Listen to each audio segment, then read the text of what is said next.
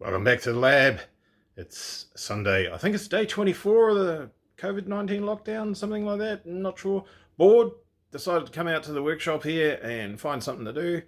Didn't want to work on the Gloria because that's all day, every day during the week. Well, I mean, let's be honest. It's sometime during the week. Most days of the week. Not all of them. But I wanted to sort out something I've been looking at on the little March for quite some time, and just every time I look at it, I just, can't be bothered with that. So today I decided I'm going to get into it. I'm going to take it apart. Let's show you what we're up to. Rightio, so in the back of the car here, you'll notice there's a whole exhaust pipe missing, and actually the entire diffuser and everything's gone. Diffuser's gone because I couldn't get the pipe out without taking the diffuser off, so don't worry about that. It's a little bit of a different layout on the driver's side than it is the passenger side. Passenger side, the diff is in the way, so it gets way more complicated to take that side out. So I decided to approach the driver's side, and the reason for that, driver's side's a little bit uglier. If you look in there at the colour of that turbine housing, she's pretty yucky, and the reason for that is it's had some fire extinguisher powder on there while it's been stinking hot, and the reason for that is we blew a drive shaft yoke while poor old Matt from Hampton Downs was driving the car. So bad timing for him, bad luck. Not his fault at all. It's just the car just happened to decide it was going to do that when he was driving it at the worst possible point in the track. But never mind, we got that sorted. So she's got a bit of staining on there. I wanted to sort that out. And the other thing is, if you're looking in there, you'll see some residual oil in there. It's because that turbo is mounted very, very low. Very, very low. Like, we're talking low mounted turbos. This is borderline ridiculous. If you see the crankshaft level there, she's I'd say it's possibly even a little bit lower than the crankshaft, which is not ideal at all, and it has created a little bit of an issue. So I'm going to see if I can lift that up just a tiny little bit. I believe I probably can do, and I'll look into that, but I'm going to tidy up a couple of other things first. Geez, I was right about doing this job. I've been putting it off because it's positioned so that the car's in the doorway here. I was like, I bet you as soon as I start that job, it'll start raining. That noise you hear? That's rain. It started raining. So anyway, we're lucky. I should have put the car just a little bit further into the garage. I did think about turning it around so that we could have that door closed, have the boot open, and in this general area here is our under tray. But anyway, so further to that discussion about corrosion, there's the bolts that hold that on. That's what fire extinguisher powder does to hot metal. Here comes the rain, and that's what it does to stainless steel. So a bit of a tidy up with that. I'm just going to go over it all with the wire brush, just in that area, the rotary wire buff. And then people have grizzled about this, so I might look into resolving this so that people are a bit happier with it. I'm good with it. The car makes the power it needs to make. Other people have been crying about turbulence and loss of power and poor flow and blah blah blah. Well, the car makes the power I wanted it to make. I can't see it being a problem. Exhaust wastegate opens, gas comes out of here and goes in the hole and goes down the exhaust pipe. Right, that's that out of the car. It is most definitely looking very second-hand. Quite a lot more oil leaking than what I suspected. The compressor housing literally had it running out of the outlet. So, bit of an issue there. Definitely going to have to, look, I mean, it's even pouring out of the exhaust port there. Definitely going to have to shift that exhaust manifold, change the design to lift that up higher to get the oil out of the turbo, because it's clearly just not doing that at the moment. It's literally, must be sitting at, when the car sits for a long time, the seals are probably below the oil level in the sump, which is, yeah, it's something I kind of knew about. It was always pushing our luck with the height of the turbos. I think running a little bit lower on the dipstick gets away with that while it's sitting around. Once the car's started, the oil level in the sump drops down anyway. But of course, if you leave it sitting around on the trailer for a long time, then, or in the workshop, then you get this situation here. So definitely have to pick that turbo up at least 15 to 20 millimeters or something like that, which is going to be complete reinvent of the exhaust manifold. Fun times. Alrighty, so there we go. That's nice and relatively tidy now. Obviously it's not a brand new turbocharger, so it's silly to expect it to look like one, but it kind of represents its age a bit more than what it did before.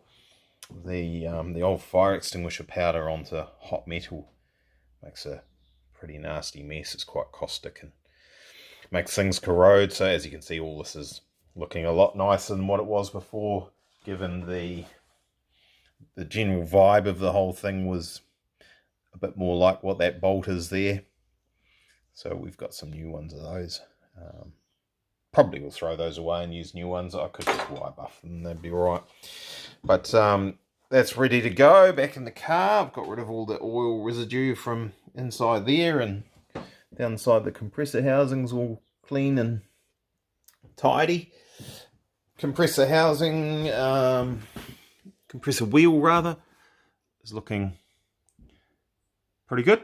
There's a couple of tiny little nicks on the leading edges where obviously some debris is getting through the air filter or whatever. But we'll look into that, but that's in good condition as far as using. It's not brand new, but it's suitable to go again, especially seeing as it's my own car, not a customer's car. Bearings sound okay. They don't sound brand new. That's bone dry. There's no oil in there at all. I'll put some oil in there and I'm sure it'll sound a little bit nicer than what it does at the moment. So yeah, that's ready to go back on the car. I'm going to wrap that up in some plastic and put it aside so it doesn't get any crap in there, and we'll go over to the car. A little bit nicer day today. I just went for a walk before. It wasn't raining, but everything was a bit wet. Look, there's blue clouds up there. Some blue clouds, if you know what I mean. Next challenge is to yoink this out of here, this exhaust manifold, and butcher it so that we've got that flange, say 10-15 millimeters higher up than where it is there, without running into the front of the chassis rail there. Look at all the dents from the hammer. Who's a rough bugger who hit that with a hammer? Me. So lift that up to get us a bit more drain action going on, so we get rid of this problem. This passenger side turbo, this one here, is actually okay as far as I'm aware. This does not have any problems. It's a little bit higher up, so I guess the challenge is to try and make this driver's side one the same height, which sounds really easy, but it's not. Right, that wasn't exactly easy.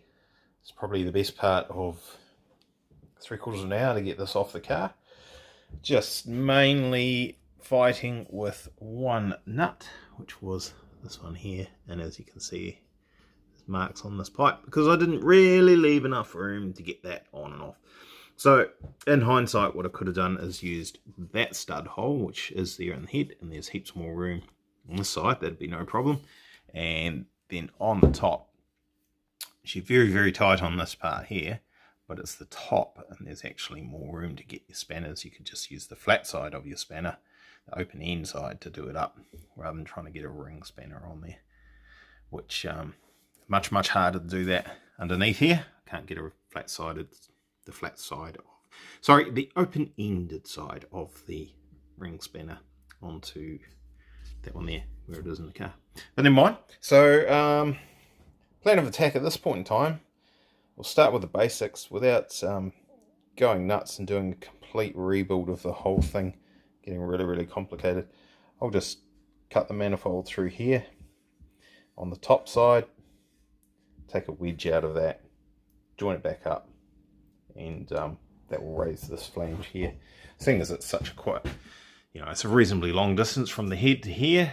If I take, 3 millimeters out of the top of this, it's probably going to lift that up 10, 15, maybe even more. So that's the easiest way to do it at this point in time. Do that, we'll see how we go. Alright, so cuddy. As I said, I've taken some material out of the top side there. This is the bottom side of the flange. So if I take some away from the top, that whole manifold will twist like that. And pretty simple to check whether you've made progress or not. Just use a square. Put your square, it's hard to do with one hand, eh? This story again. Put your square on the flange so it's sitting flat like that. Touch it against that face on there, and I can measure what's on the other side there, which according to what I'm seeing right now, it's about 20 millimeters. And what I started with was 35. So at the moment, I've lifted this flange 15 millimeters up. It's also gone out slightly because it's on a bit of an arc. So I'll tack that. Now I'll get brave. I'll weld those all up. It's going to pull a little bit further because this gap will close up as I weld, and that'll get us somewhere in the vicinity of 20 millimeters higher up than what we were, which is probably just enough to stop this little problem that we're having right now. But I'll look into how it all sits in the car. Obviously the exhaust pipe from the turbine outlet to the tip has to be recalibrated / adjusted. There's also potential to basically just do a straight cut right through here and remove some material from that, bearing in mind it is on a taper, so I don't want to take out a lot because then we'll get a step as it comes in. It'll come on from a wider pipe, go into a narrower one on its way into the turbine. Could of course polish that out on the inside, be alright. So that's all welded up and measured again. So we've moved this flange here 22 millimeters higher. So that's a good start. That's potentially enough to actually fix, I use that term loosely, fix the problem. Ideally you want a lot more fall than that between the turbo core and the sump oil level, but tight spaces, not much chance of that. So I'm going to mock that up in the car. Well, I mean test fit, so a couple of bolts to hold the manifolds as long as it's in the right spot. 1 or 2 bolts on the turbo and see where we're at, see if I can figure out where the actual oil level is based on when it starts pouring out of the turbo drain tube. See what we've got. It should ideally be at least 50-60 millimeters higher, but even that's pushing your luck. It's like 300 ZX has always had trouble with their turbos because they were quite low in the car, so we'll see. Right, the exhaust manifold's all welded up. It's got to go back in. I've got to put this engine mount back on. Geez, it's heavy. It's a real solid bit of kit. Like, this hand's designed it to last forever. And now it's lighter. Not heaps lighter, but it is lighter. You can feel it. And I threw the bits chopped out in the aluminium scrap metal bin, so we might get like 1/4 cent back out of that. Right, I'm going to fit it in the car and get the turbo back on.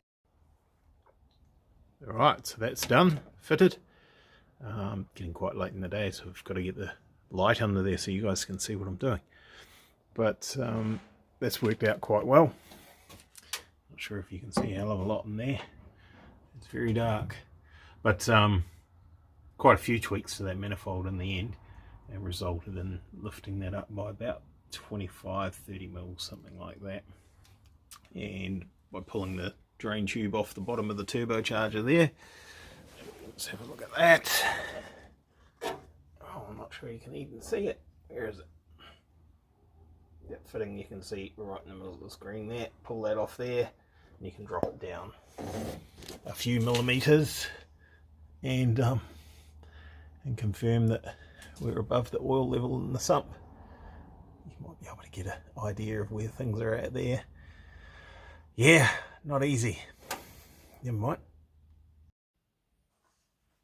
So the next thing to do is to chop this off, probably here somewhere, and I guess it's the join on the expander there.